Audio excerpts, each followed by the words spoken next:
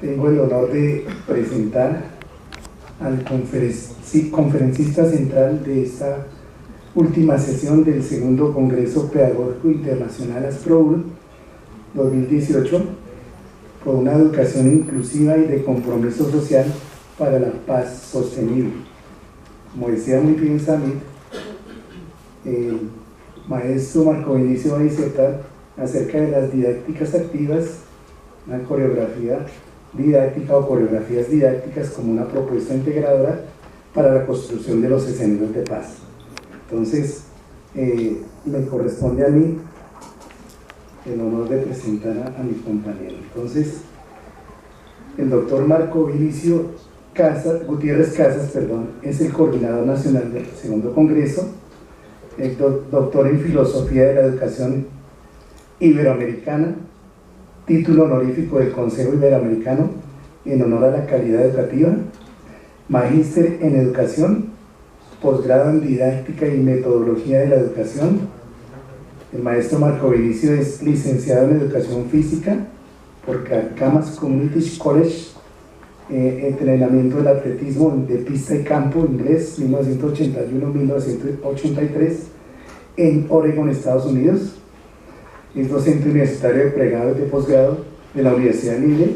También ha trabajado en las Universidades Pedagógica Nacional, en la Santo Tomás, en la Universidad del Bosque, en la Universidad de Cundinamarca, en la Universidad Manuela Beltrán, en la Universidad de Los Llanos. Un dato muy importante para esta presentación es que el doctor Marco Vinicio Gutiérrez Casas es atleta, fue atleta de alto rendimiento, con títulos nacionales e internacionales, entrenador avalado por la Federación Internacional de Atletismo, diplomado internacional de capacitación en metodologías y didácticas universitarias por la Universidad de Salamanca, España, entre el 23 de noviembre del 2015 y el 22 de enero del 2016. Ha publicado cerca de 43 artículos en diferentes medios académicos y ha participado en 31 o ha realizado 31 proyectos ya finalizados. Conferencista nacional e internacional en los campos de la didáctica, el entrenamiento deportivo y desarrollo de la inteligencia cinético-corporal, director del Instituto de Posgrado de la Facultad de Ciencias de la Universidad Libre durante el año 2009, también fue director del programa de Educación Física de la Facultad de Ciencias de la Educación en 2 vigencias, y jefe del programa de Educación Física del Gimnasio de los Andes y el Gimnasio Británico en 12 y 6 años respectivamente. Entonces, queremos, para ir terminando con broche de oro este espacio académico, escuchar al doctor Marco Vinicio con su disertación, al final entonces hacer las preguntas correspondientes. Entonces los dejo en compañía del doctor Marco Vinicio Gutiérrez Casas.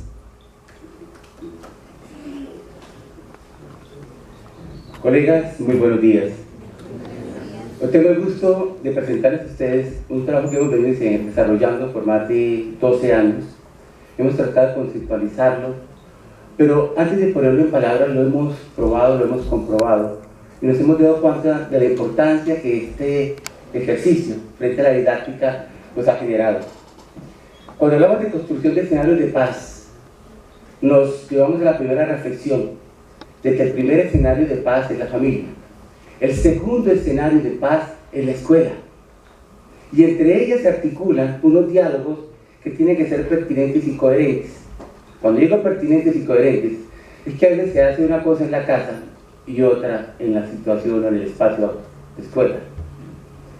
Es importante que exista ese diálogo entre la escuela y ese diálogo entre las familias. La escuela es la segunda casa del estudiante. La escuela es donde el estudiante pasa mayor tiempo. Así las cosas, mi intención es mostrarles cómo es que hemos logrado configurar esta propuesta, cómo es que la hemos desarrollado, cómo es que hemos logrado que nuestros estudiantes, nuestros colegas, profesores, se adentren de manera significativa a desarrollar esta propuesta. Quiero iniciar con unas reflexiones. ¿Quién enseña? ¿Quién transmite conocimiento? ¿Qué métodos o didácticas se emplean para enseñar? ¿Cómo se reconoce a un buen o un mal profesor? ¿El aprendizaje tiene que ver con el profesor? Estas preguntas articuladoras creo que nos va a permitir ir pensándolas todo el tiempo a la medida que voy presentando la ponencia, y espero muchísimo que quedemos no con respuestas, sino ojalá con muchísimas más preguntas. Como les decía, segundo escenario de convivencia y de desarrollo en la escuela. ¿Pero qué es la escuela? Solamente pensamos que la escuela es el escenario cuadriculado, con cemento, y tal cual lo vemos.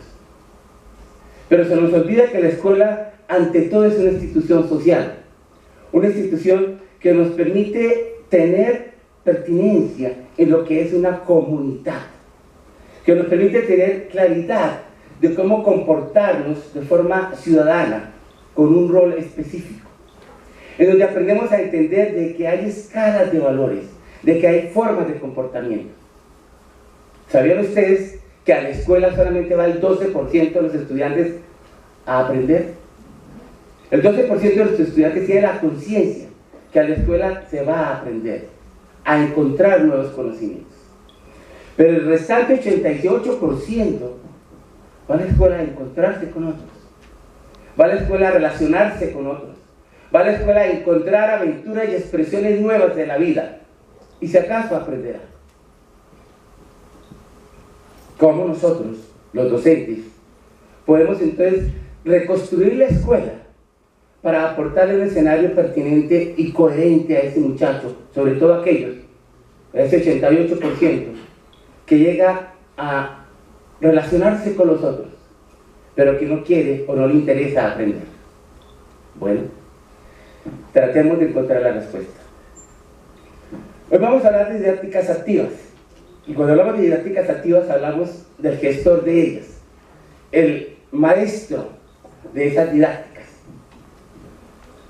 Cuando yo voy a hablar de esas didácticas activas, vamos a hablar de unas coreografías, y cuando hablamos de esas coreografías hablamos de que hay siempre un maestro de ceremonia que coordina esas coreografías.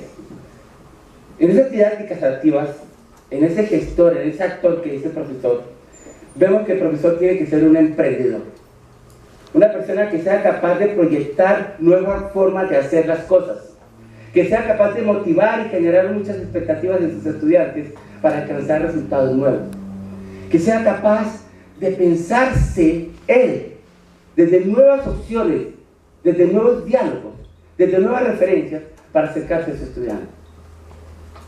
Por otro lado, ese profesor es un agente transformador, alguien que puede generar oportunidades, que puede generar la opción de transformar su escenario de clase, ojalá en un parque, ojalá en un escenario diferente al salón de clase, que puede transformar esa posibilidad de que el muchacho se imagine cosas nuevas, esa posibilidad de que el muchacho sea capaz de sellar en su mente, en sus acciones, en su cuerpo, en su necesidad vital, algo nuevo. Y hablamos del profesor que es mediador, que es aquel que es capaz de comunicarse con sus estudiantes a través de los diálogos. No solamente el diálogo de la palabra, sino el diálogo del acercamiento, el diálogo del gesto, el diálogo del silencio. Es aquel que tiene la capacidad de comunicarse de una manera plena, dinámica, expresiva y sobre todo sincera con su estudiante. Es aquel que como mediador tiene que aprender a escuchar y a entender al estudiante. Porque recuerden, el 88% de ellos no va a aprender. ¿Cuáles son los objetivos de la didáctica? Primero que todo, nosotros tenemos que pensar que estamos hablando de unos procesos de aprendizaje mucho más eficaces, mucho más pertinentes, mucho más coherentes, que en la medida de tiempo sean realmente oportunos y no largos y tediosos. Que exista una perfecta coherencia en el propósito de lo que se quiere enseñar. ¿Para qué se quiere enseñar? ¿Por qué se quiere enseñar? ¿Por qué se quiere llevar al estudiante a vivir una experiencia de conocimiento o de aprendizaje? Y sobre todo, que esas enseñanzas, vistas desde la didáctica, sean coherentes y consecuentes a las necesidades de nuestros muchachos de hoy. El muchacho que piensa, actúa y siente diferente a nosotros. y por una diferencia de tiempo muy significativa. Eso implica que didácticamente hablando, nosotros nos acojamos a esas opciones para poder transformar la realidad, para poder enamorar a nuestro estudiante de lo que queremos transmitirle. Como dicen nuestros muchachos, para que podamos engomarnos. ¿Cómo? Entendemos que la didáctica tiene que ver con ese enseñar de modo cierto. Enseñar aquello que nos permite tener la seguridad que el aprendizaje que el estudiante recibe lo va a utilizar en la vida. Enseñar con la tranquilidad, con el agrado, con la suficiencia, con la experiencia. Que yo no tenga 20 años repitiendo la misma experiencia, sino que realmente en esos 20 años haya logrado configurar una secuencia de experiencias que me permita leer, interpretar y conocer a mis estudiantes para llegarles, para acercarme. La didáctica tiene que ver con organizar de manera pertinente esa afectación a los estudiantes. ¿Qué verdad le va a llegar a cada estudiante? ¿Cuál va a ser la capacidad y posibilidad de atención que ese muchacho va a tener en medio de ese discurso, de ese diálogo, de esa comilla sinfonía que quiero desarrollar con mi estudiante? ¿Cómo hago para que ese impacto de atención sea realmente pleno, duradero y sobre todo significativo en él? Sé que como docente tengo que desarrollar una serie de procesos académicos, teóricos, epistemológicos que deben de fundamentar mi acción. Pero para ello tengo que acercar al estudiante y entender más o menos qué quieren ellos. A veces es complejo porque tengo 32 estudiantes y cómo hago para saber cada uno qué quiere. Entonces trato de escoger el libro X y llevo el libro X para que el estudiante lo quiera leer. Y a veces nos encontramos con que algunos de ellos no lo quieren leer. Pero ¿por qué no escogemos una temática global y frente a esa temática global le llevamos a nuestros chicos diferentes títulos, diferentes autores, diferentes posibilidades para que él escoja de acuerdo a su interés? La didáctica tiene que ver con las costumbres. ¿Cuánto yo le transmito a mi estudiante para que aprenda a sentirse capaz de transformar el mundo? Para que aprenda a reconocerse como un ser importante, como un ser que transforma la realidad de su existencia. Para que no exista esto. ¿Cómo estás? Aburrido. ¿Y por qué no más bien? ¿Cómo estás? Ah, haciendo A, B, C, D, E y se me ocurrió esta otra locura. Bienvenidas ellas. Pero ¿qué estamos haciendo nosotros los docentes para generar esos estados de inconformidad de nuestro estudiante para que él pueda adentrarse a nuevas propuestas? La didáctica entonces la vemos configurada como una herramienta que nos permite acercarnos al estudiante, acercarnos de una manera mucho más consciente, mucho más pertinente, mucho más honesta. Revisemos un poquito la historia de cómo ha aparecido la didáctica en algunos escenarios. Platón describió la noyética socrática. Los evangelistas relataban métodos de enseñanza usados por Jesús. Los teólogos en la Edad Media emplearon la lección, la controversia. Los caballeros feudales utilizaron la simulación de la guerra. Los pintores, cantores y jugadores aprendieron de una práctica autodidáctica o en talleres. Los artesanos se formaron mediante contratos. Los juristas obviamente utilizaron los métodos de caso y los maestros de la escuela han desarrollado el método frontal tradicional. Un método que en muy pocos escenarios ha cambiado. Todos pasamos por la escuela de las licenciaturas y nos han enseñado a pensar un poquito diferente con relación a ese método frontal tradicional. Y seguimos siendo los que llevamos la batuta siempre. Seguimos siendo los que partimos de que el estudiante es una tabla rasa, por Dios. Cuando tenemos que reconocer que el estudiante trae su historia, trae su emoción, trae sus sueños. Miremos esto un poquito más acá. ¿Cómo ha evolucionado la didáctica desde los procederes. Hay dos autores en ese escenario de la escuela. En este caso, quien enseña, y en el otro, quien aprende. El profesor, inicialmente, estamos hablando de 1900, su didáctica estaba en la palabra, y decía, y decía, y decía, y al escuchar, y la tarea del estudiante solamente era escuchar, escuchar y escuchar. 1930, nuestro profesor pasó a ser maestro, porque didácticamente ya no solamente decía, sino que explicaba lo que decía. Y nuestro alumno pasó a ser estudiante porque ya no solamente escuchaba, sino que estaba entendiendo lo que escuchaba. 1960.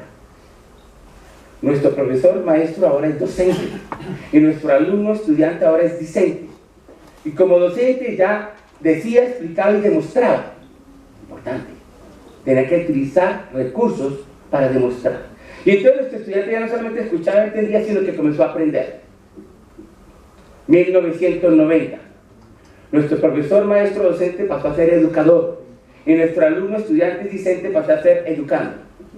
Como educador, ya nuestro maestro no solamente decía, explicaba y demostraba, sino que ahora construía. Y nuestro estudiante ya no solamente escuchaba, entendía, aprendía, sino que aprendía significativamente. Las cosas que estaba aprendiendo le estaban sirviendo. Ya no era una cantidad de conceptos que aprendía, para nada, sino que ya era una cantidad de cosas que le permitían ejercitarlas, accionarlas en un espacio determinado. Llegamos al año 2000. Nuestro profesor pasó a ser mediador y nuestro alumno de 1900 pasó a ser un líder transformacional. Nuestro maestro mediador comenzó a transformar las realidades de la escuela, las realidades del aula, y por ende nuestro estudiante comenzó a emprender con esa batería, con ese ejercicio que el docente desarrollaba. Y en el hoy, nosotros, los docentes, nos convertimos en generadores de ideas, de emociones, de acciones, de procederes. Y nuestro muchacho se volvió un constructor de tecnologías, un usador de tecnologías, en donde investiga y desde allí construye. Ahora pensemos, ¿cuántos elementos didácticos, cuántas estructuras didácticas fueron empleadas desde 1900 hasta la fecha? Ayer hablábamos de cómo el maestro está casi en modo terminal, en modo final, porque ya, lo decía ayer el doctor Henry Guevara y Paola, tenemos maestros robot.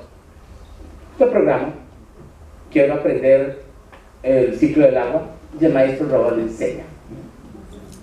Henry decía, y Paola decía, no se cansa, no sufre de la voz, no sufre estrés, y puede estar las 24 horas. Ups.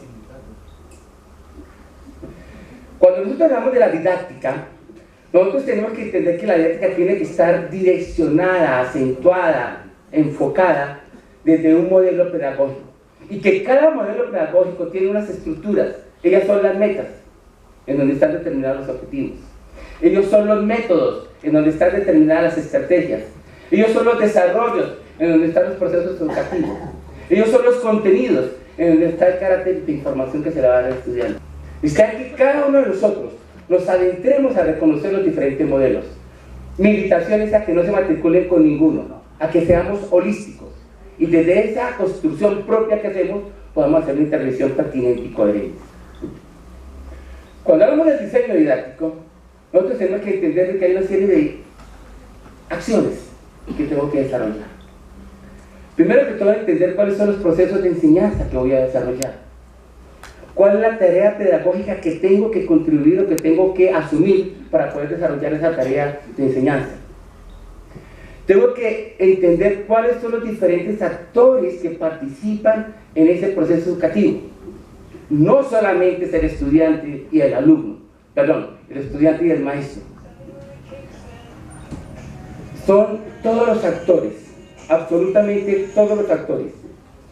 Y todos los actores son sencillamente los que el chico es capaz de ver, el que el chico es capaz de relacionarse con. Desde la persona que está en la puerta diciéndole buenos días, o está con cara de escopeta y no quiere saludar. Porque aquí ya hay un mensaje. Luego, entonces, es extremadamente importante que nuestros actores escolares sepan cuál es la dinámica del colegio, cuál es la política del colegio, qué queremos desde nuestro colegio, cuál es nuestro proyecto educativo institucional. Y desde ahí, adentrarnos un poquito. Todos los actores, el que barre el piso tiene que saber de qué están hablando nuestros maestros, para que cuando él interactúe con nuestro estudiante, también lo afecte. Tengo que hablar y tengo que reconocer las políticas educativas, las que yo pongo y a las que yo me tengo que asumir, desde mi colegio, desde una rectoría, desde una filosofía, pero también de las externas, Ministerio de Educación Nacional y Banco Mundial, ¿no? Tengo que reconocer, finalmente, que hay unas áreas y unas asignaturas que tengo que desarrollar con pertinencia y coherencia, pero sin desconocer todo lo anterior. Por otro lado, hablo de los procesos de aprendizaje. ¿Cuáles son esos fines de esos procesos de aprendizaje? ¿Cuáles son esos proyectos que voy a desarrollar a través de esos procesos de aprendizaje? ¿Y cuáles van a ser los métodos que voy a desarrollar en esos procesos de aprendizaje? Así las cosas, reconoceré un plan de estudios pertinente y coherente para el estudiante, reconoceré la función social de esos planes de estudio, realizaré una puesta en escena en contexto de esos planes de estudio, reconoceré unos procesos pertinentemente organizados y asertivos en el muchacho. Obviamente también reconoceré los recursos que debo utilizar, no solamente físicos, sino abstractos. Y por último, lanzarme a desarrollar estas actividades escolares. La didáctica implica interaccionar con los diferentes elementos fundamentales de la acción pedagógica. El primero soy yo. Tengo que verme a un espejo. ¿Cómo estoy hoy yo para poderle comunicar al estudiante algo? Para poderlo emocionar, para poderle transmitir. Nosotros planteamos nuestras clases, las planeamos, las organizamos, las soñamos. Queremos que llegue el día de nuestra clase. Y a veces por un A, B o C, porque llovió, porque nuestros alumnos no están en disposición ese día, o por otras situaciones, tenemos que modificarlas. Siempre tengamos el plan de la A a la Z, y no solamente el plan A y B. Nos estamos adentrando ya a reconocer la dinámica más importante de esta charla. Nosotros hemos hablado de que hay una serie de procesos de enseñanza que condicionan el aprendizaje. ¿Qué le enseño yo a mi pupilo? ¿Cómo se le enseña y para qué se le enseña? Nosotros somos los gestores de esas propuestas, somos los actores de esas propuestas, somos los acomodadores de esas propuestas. Y básicamente nos centramos a unos estilos de enseñanza que nos hacen sentirnos cómodos. Pues querido colega, incomódese, cambie su estilo, sus estilos de enseñanza, arriésguese a ir un poco más allá, arriésguese a equivocarse. Nosotros los docentes tenemos claro que tenemos que comunicar algo. Y así las cosas, quiero invitarlos a que reconozcamos un escenario maravilloso que se llama las coreografías didácticas. Cuando hablamos de coreografía, nos imaginamos el escenario, nos imaginamos los actores y nos imaginamos muchas cosas más. Entre ellos, ¿de qué va a ser lo que está en la coreografía? ¿Cuál va a ser el tema de la obra de teatro? ¿Cuál va a ser el tema de la película? ¿Cuál va a ser el tema de la sinfonía? Cuando hablamos de coreografías didácticas, tenemos que reconocer que hay dos ambientes en donde yo como docente tengo que tomar conciencia para intervenir. El primero tiene que ver con la coreografía interna, que tiene que ver con esa parte de la emocionalidad mía y del muchacho y de todos los que lleguen al proceso de enseñanza-aprendizaje. ¿Cómo sienten? ¿Cómo piensan? ¿Cómo razonan? ¿Cómo les afecta A o B o C cosas? Por ejemplo, si ayer hubiéramos tenido clase con nuestros estudiantes universitarios y hubieran llegado de su marcha, seguramente muchos de ellos estaban emocionalmente afectados, positiva o negativamente, por el ejercicio que hicieron. Pues acudamos a ese percibir, a ese sentir para hacer la intervención. Por otro lado, hablamos de la coreografía externa, que es todo lo que yo puedo utilizar para allegarme a mi pupilo, allegarme a mi tema, allegarme a mi razón de ser. Las coreografías didácticas, entonces, no solamente es el tema y pare de contar. es tener la pertinencia y la coherencia de cuánta responsabilidad tengo yo para involucrarme con mi pupilo, con mi estudiante, para poder conocerlo un poco más y afectarlo de manera positiva y constructiva un poco más. Nosotros, en esa propuesta de coreografía didáctica, hemos visto dos cosas importantes. Primero, nuevamente hablo de esa sinfonía. Segundo, que tenemos que revisar lo que somos y lo que hacemos. Giovanni Gianfrancesco decía, nadie da de lo que no tiene. Pues ojalá que tengamos mucho antes de llegar a una clase. Nosotros tenemos que tener conciencia de que podemos transformar la sociedad. ¿Cómo lo vamos a hacer y desde qué óptica, desde qué discurso? ¿Durmiendo en mi clase? ¿Siendo un actor pasivo de mi clase? ¿O siendo un actor realmente activo? Donde me arriesgo. Y me arriesgo, comillas, a perder. Ya voy a explicar más adelante por qué. Pero cuando hablamos de esas didácticas y de esas coreografías didácticas, hay que entender también la otra cara de la moneda, que es la parte de la ciencia aplicada. Allí yo tengo un objetivo, tengo unos procesos pertinentes y coherentes bien organizados, tengo una finalidad intencionada y obviamente atiendo a unos procesos educativos que teóricamente me tienen que dar razón. En ese proceso de esas didácticas activas, yo tengo que entender que hay unos procesos para transformar. Tengo que entender que hay unas coreografías que comienzo a construir pensando en cómo afectar a mi pupilo emocionalmente. Y sobre todo, tengo que tratar de escoger los temas pertinentes y coherentes. Agua, ciclo del agua. El oro de la vida. Y dentro de muy poco tiempo, el oro. Porque es aquello que, si no lo sabemos cultivar, no lo tenemos. ¿Cómo se lo muestro a mi estudiante? ¿Qué clase de intervención como docente voy a hacer? ¿Qué clase de construcción del conocimiento voy a hacer en torno al agua? ¿Qué clase de emocionalidad voy a generar en mi individuo para que él aprenda a tener respeto por el agua? ¿Y cómo hago yo para fundamentarlo adentro y afuera del escenario educativo para que tome conciencia del tema? Así las cosas, nos preguntamos dos situaciones importantes. La primera, cómo asumir la didáctica, y la segunda, cómo vivir la didáctica. Cuando yo asumo la didáctica, yo participo de ella. Yo soy consciente de la comunidad que tengo que interferir. Me la paso relacionándome de manera pensante de cómo voy a interactuar, cómo voy a hacer las cosas, dónde las voy a hacer y para qué las voy a hacer. Pienso en qué clase de emocionalidades voy a traer a colación y sobre todo me preocupo por actuar pertinente y coherentemente en el momento que es. Viviendo la didáctica, por favor, pensemos que estamos trabajando con seres humanos y estamos desarrollando seres humanos que van a interferir en una sociedad. ¿Cómo queremos que lo hagan? Queremos personas mucho más pertinentes, mucho más asertivas en lo que van a hacer. Personas que sepan y puedan construir de manera pertinente su existencia y su intervención. Y sobre todo, que tengan la posibilidad de innovar. ¿Qué buscamos en última? Mejorar la manera de pensar, sentir y actuar. ¿De quiénes? De ellos no, de todos los actores de la escuela. Cuando hablamos de la didáctica, nosotros tenemos tres escenarios bien importantes. El primero, que todos conocemos, clase dirigida. Entonces, los juegos o los temas los organizo yo, el docente. Mi ideal, desarrollar la emoción, la maduración, la inteligencia, los sentimientos, los procesos de pensamiento y sobre todo una gran adaptación.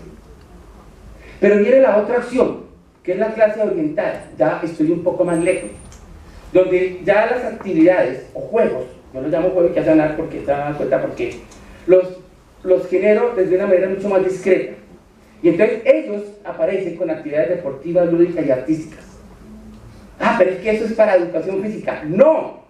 Cuando un maestro de matemáticas se adentra a enseñar desde la UTI, desde la parte deportiva, desde la parte del movimiento, desde la parte artística, su materia, los resultados son mucho más significativos. Y entonces, ¿qué pasa acá?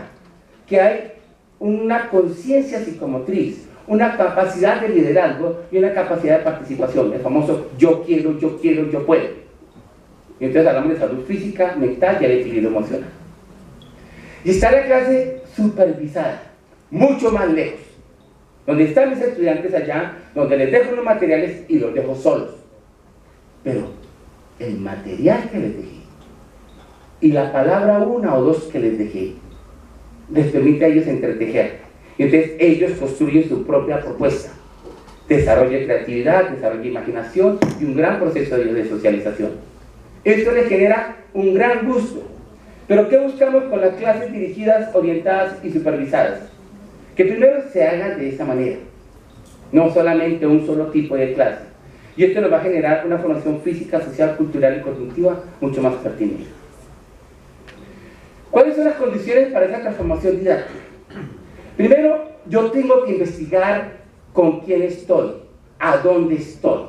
Es muy diferente enseñar ciclo del agua en un colegio estrato 6 que en un colegio de Ciudad Bolívar. Uno la tiene en las cantidades, los otros escasamente una vez a la semana. Si investigo la realidad en la que mis estudiantes están, didácticamente yo voy a poder construir una real pertinencia frente a lo que quiero enseñar. ¿Cuáles son las necesidades de estos estudiantes frente a, comillas, el uso del agua? ¿Cuál va a ser la innovación frente al cuidado y a la captación del agua? Bueno, entonces aparecen expectativas frente al tema, una gestión que desarrollo frente a las cosas que hago y sobre todo una cuantificación. ¿Cuánto he logrado y cuánto puedo lograr frente a eso? Entonces, comienza a entender de que hay intereses, voluntades de cambio, iniciativas y un gran nivel de sensibilización.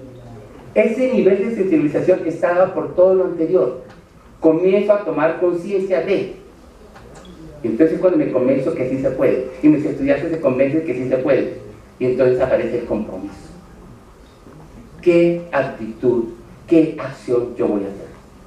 Y entonces entramos en participación, en decisión y perspectiva.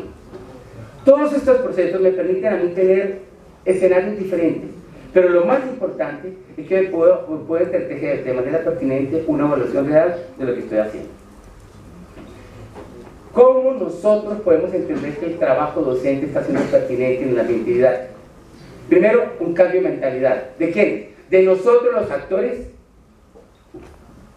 guía, y de los actores activos, nuestros muchachos. Que tenemos que abrir espacios para socializar lo que estamos haciendo. Por Dios, yo me aterro porque en nuestros escenarios educativos no nos conocemos, no nos reconocemos y a veces ni siquiera nos respetamos. Porque yo no puedo interactuar con mi profesor de matemáticas sobre el tema que él trabaja, cómo lo trabaja y cuáles son sus metas y sus ideales y para qué lo hace y cómo lo hace y por qué lo hace y cómo podemos dialogar frente a él.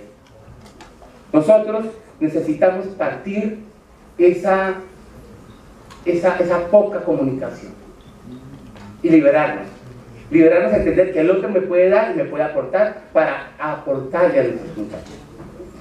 Y mi gran invitación es a que no tengamos clases monotemáticas, sino politemáticas.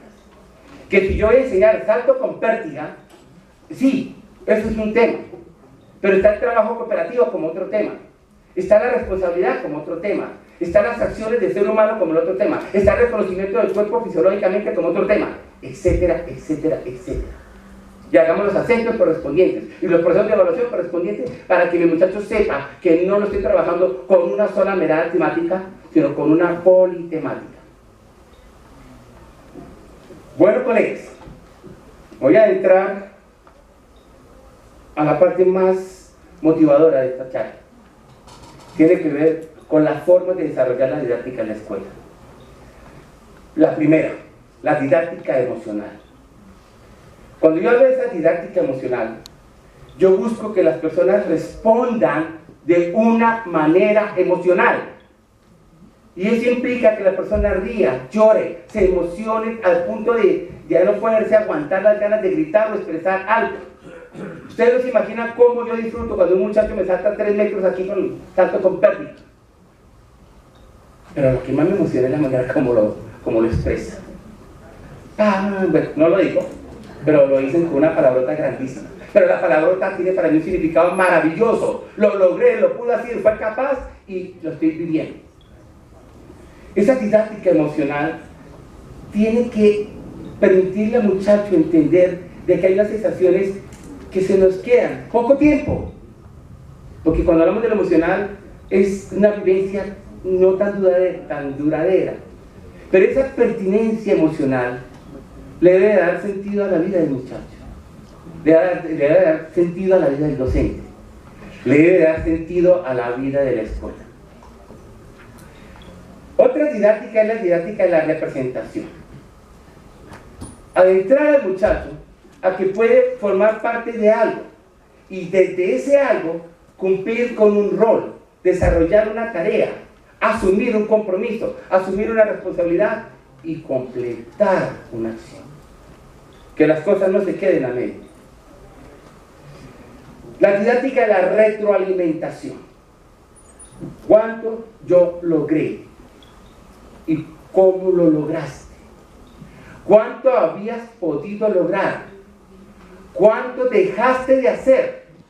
¿Cuánto dejaste de imaginar y de pensar? ¿Cuánto dejaste de sentir para lograr o no lograr algo? La didáctica de la atención. Adentrándonos un poquito a lo que hablaba Henry Favola ayer. Todo lo que tiene que ver con el mindfulness, la atención centrada. Es como nuestros elementos de percepción se vuelven más sensibles, pero también más direccionados a adentrarnos en algo importante y pertinente para lo que yo necesito. ¿Por qué será que tenemos que gritar en nuestras salas de clase: muchachos, guarden el celular, muchachos, hagan silencio, muchachos, hey, mírenme, aquí estoy? ¿Y por qué no más bien el tema que llevo los logre involucrar tanto que ellos quieran percibir, quieran entender, quieran comprender?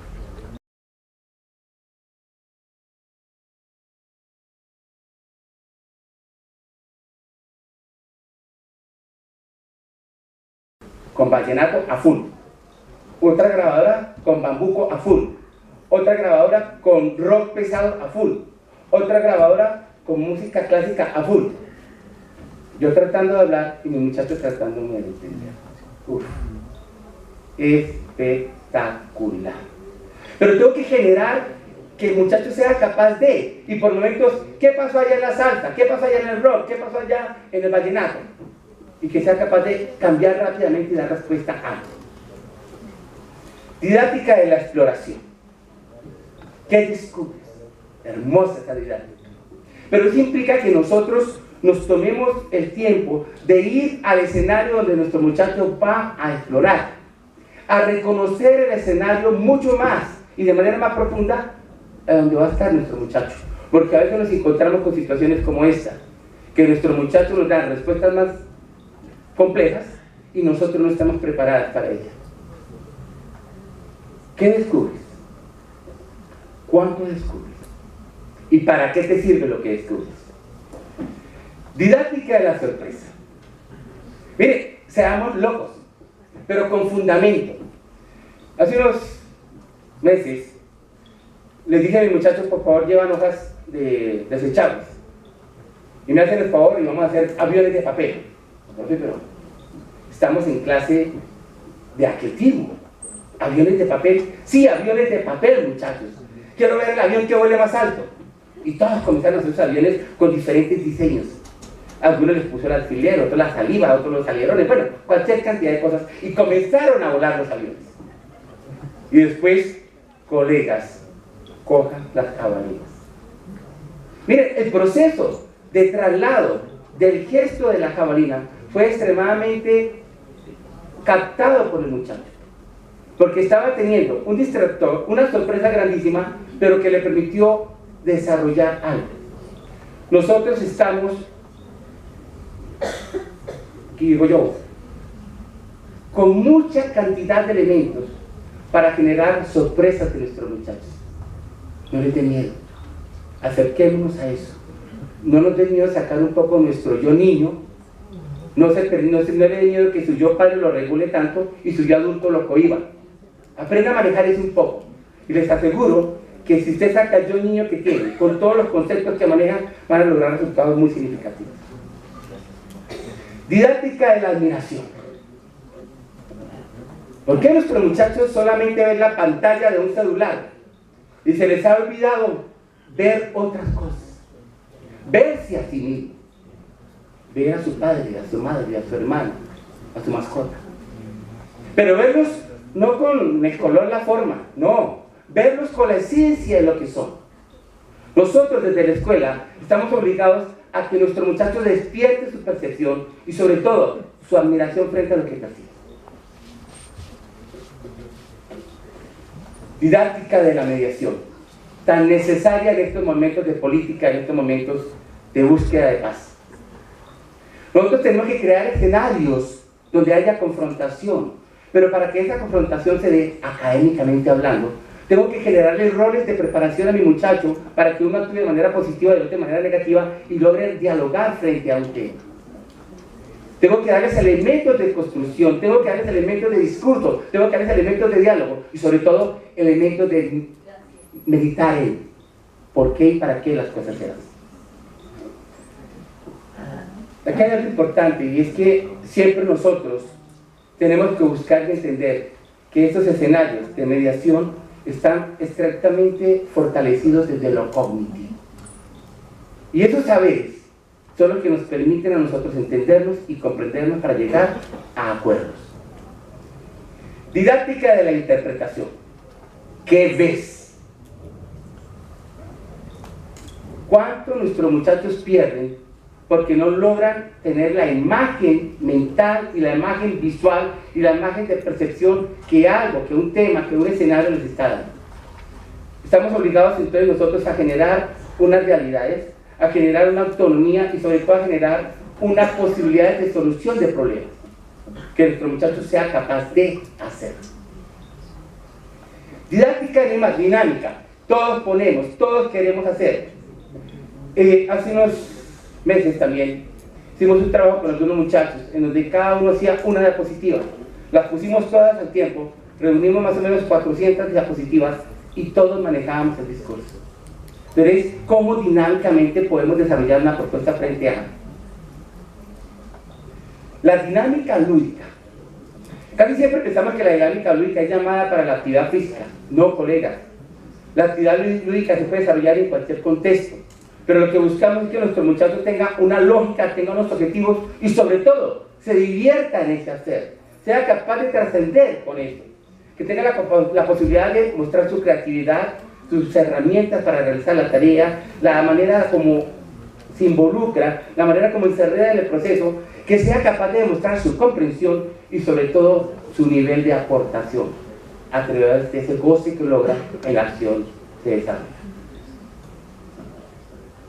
En esa didáctica lúdica, el maestro tiene que saber decir, saberse divertir frente a lo que está proponiendo, demostrar las cosas, explicarlas, aprender y emprender y sobre todo transformar la realidad.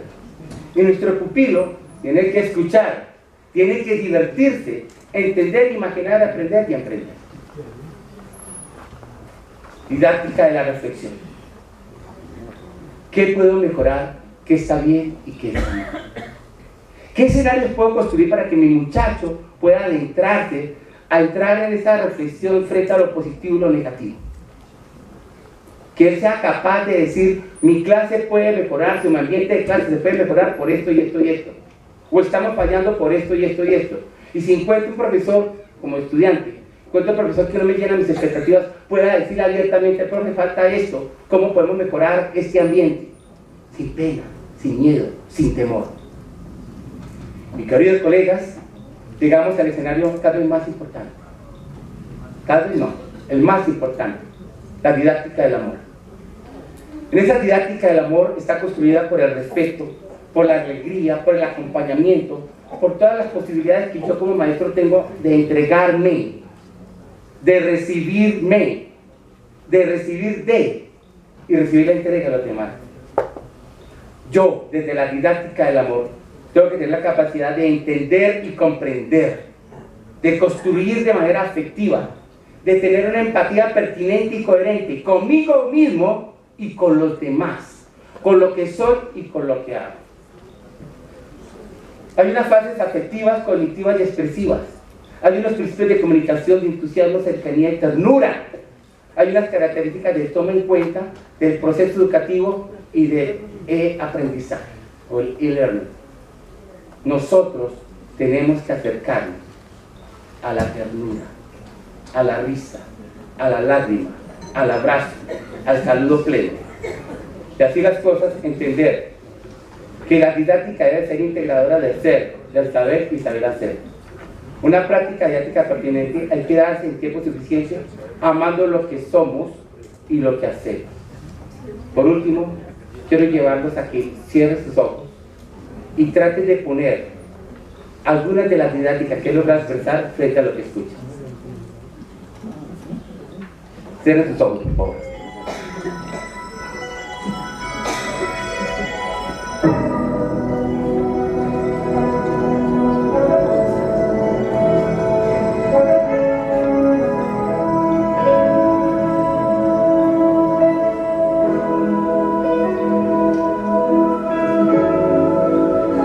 Podemos ser mejores si creemos.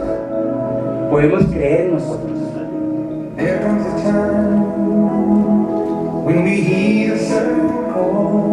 Escuchemos las llamadas. El mundo puede estar junto, puede ser de verdadero. Hay mucha gente en problemas,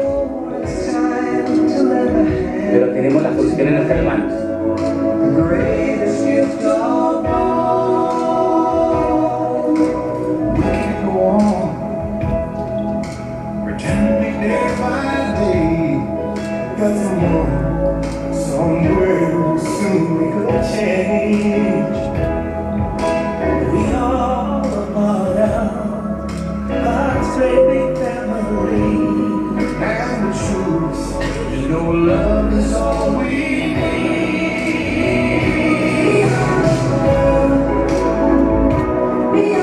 Somos el mundo y lo podemos cambiar. Y con toda seguridad, si tomamos la conciencia de hacerlo, lo podemos hacer. Queridos colegas, muchísimas gracias.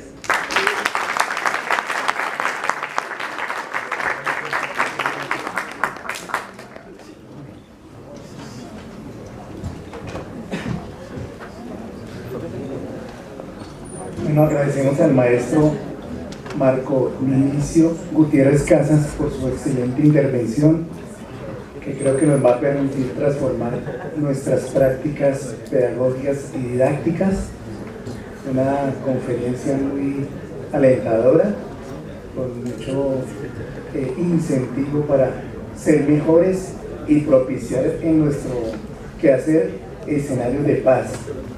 Mientras el maestro Marco Vinicio nos iba haciendo la exposición, pues nos activamos cognitivamente y afectivamente, y pensaba uno en autores como por ejemplo Estanislao Zuleta, cuando habla del respeto en la comunicación. El maestro debe ser respetuoso, tolerante de a quien está educando, porque el proceso de paz comienza por nosotros mismos.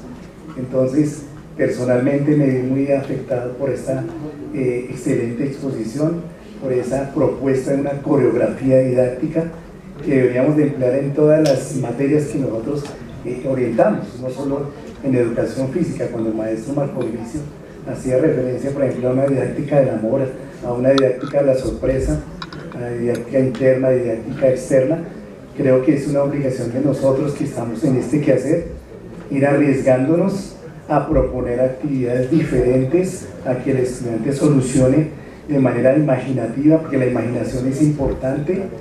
No solo estamos educando la mente, estamos educando el corazón, estamos educando el deseo, y muy aleccionadora la ponencia, la conferencia, porque nos permite de verdad mirarnos a nosotros mismos y mirar al otro para crear escenarios de paz, que creo que es donde estamos nosotros los profesores obligados a trabajar. Entonces este es el espacio para la retroalimentación, para el diálogo, como debe ser un espacio académico.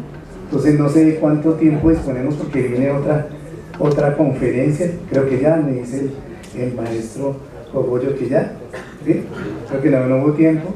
Agradecerle entonces al maestro Marco Vinicio de todo corazón, darle un aplauso por su participación y por su aporte. Gracias.